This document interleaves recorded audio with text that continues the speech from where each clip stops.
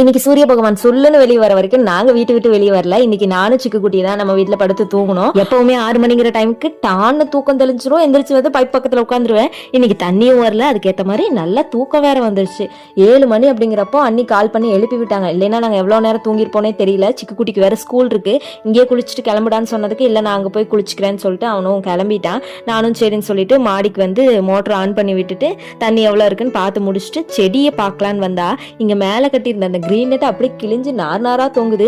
அதுலயும் அந்த நூல் மாதிரி எல்லாம் செடியில எல்லாம் சுத்திக்கிச்சு. லைட்டா தான் கிழிஞ்சிருந்தது. சரி நாளைக்கு மாத்திக்கலாம்னு நினைச்சா ஒரே ஒரு நாள்ல இந்த அளவுக்கு ஆயிடுச்சு.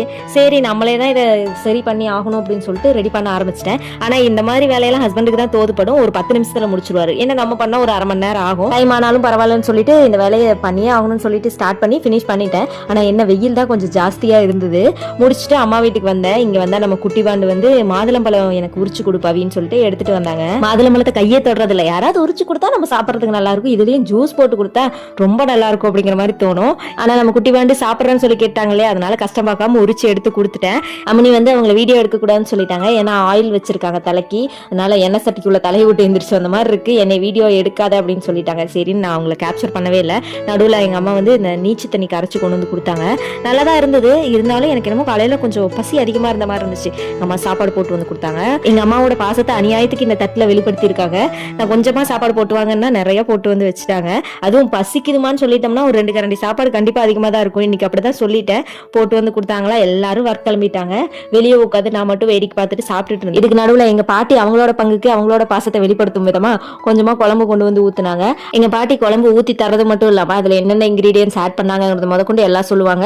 இப்போ அப்படிதான் ஒரே ஒரு உருளைக்கிழங்கு தான் இருந்தது, ஒரே ஒரு கத்திரிக்காய் தான் இருந்தது, அப்புறம் அவரைக்காய் கொஞ்சமா இருந்துச்சு. எல்லாத்தையும் கலந்து போட்டு குழம்பு வச்சுட்டேன்னு சொல்லிட்டு இருந்தாங்க. ஆனா நல்லா தான் இருந்தது.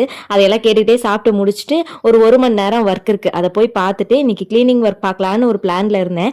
கரெக்டா டைமிங்கும் செட் ஆயிருச்சு.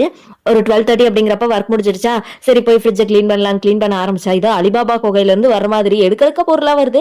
ஆனா பாதி பொருள் நான் இதெல்லாம் வைக்கவே இல்லையே அப்படிங்கிற மாதிரி தான் எனக்கு தோணுச்சு. யார் தான் எடுத்து வைக்கிறாங்கன்னே தெரியல. இந்த ஃப்ரிட்ஜை என்ன தவிர இது எல்லாருமே நல்லா ஆக்சஸ் பண்றாங்கன்னு நினைக்கிறேன். நிறைய பொருள் தேவையில்லாததான் இருந்தது. அதனால எல்லாத்தையும் எடுத்து வச்சுட்டு இன்னைக்கு ஃபுல்லா கிளீன் பண்ணி முடிச்சிடணும்னு சொல்லிட்டு அதை தான் பார்த்துட்டு இருந்தேன். ஆனா இந்த வேலை எப்போ முடியும்னு எனக்கும் தெரியல. சந்தைக்கு போறதுக்குள்ள முடிச்சிடணும், அதுதான் முக்கியமான விஷயம்.